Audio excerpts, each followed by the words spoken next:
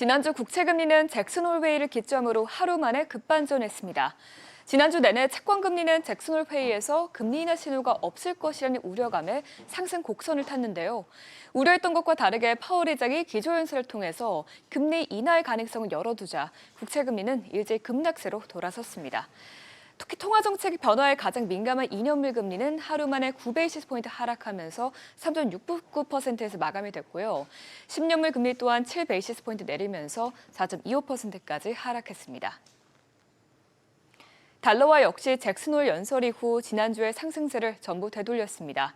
연설 직전에 98.7까지 치솟았던 달러 인덱스는 파월 의장의 기조연설 이후 1% 가까이 급락하면서 다시 97선까지 내려앉았습니다.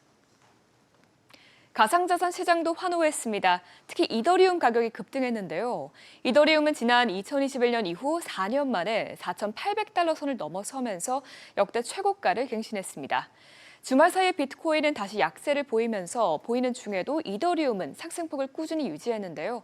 현재 오전 5시 기준 이더리움은 업비트에서 665만 원대에서 거래되고 있습니다. 국제유가는 러시아와 우크라이나가 정상회담을 추진하고 있는 가운데 계속해서 갈등이 이어지자 지난주에 사흘 내리 상승했는데요. 결국 한 주간 WTI는 1.51%, 브렌트유는 3% 가까이 급등 마감했습니다. 이런 가운데 잭슨 홀 회의 이전에 횡보세를 보이던 금 가격은 금리 인하 가능성이 커지면서 단숨에 3,400달러를 돌파했습니다. 앞으로 금리가 내려가면 이자가 발생하지 않는 금에 대한 매력이 높아지게 되기 때문입니다. 다만 문제는 잭슨 홀 회의에 따른 안도감이 과연 이번 주까지도 이어질까인데요.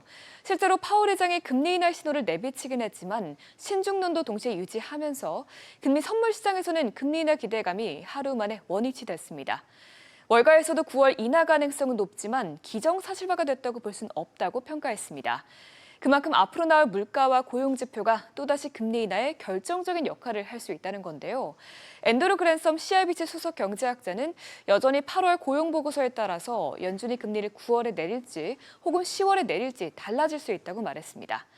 이제 더 큰 논점은 9월 이후의 경로가 될 텐데 9월 인하가 이루어져도 연속적으로 금리 인하가 이루어지긴 어려울 것이라는 목소리들이 나오고 있는 만큼 앞으로 나올 지표들에 더욱더 예의주시해봐야겠습니다.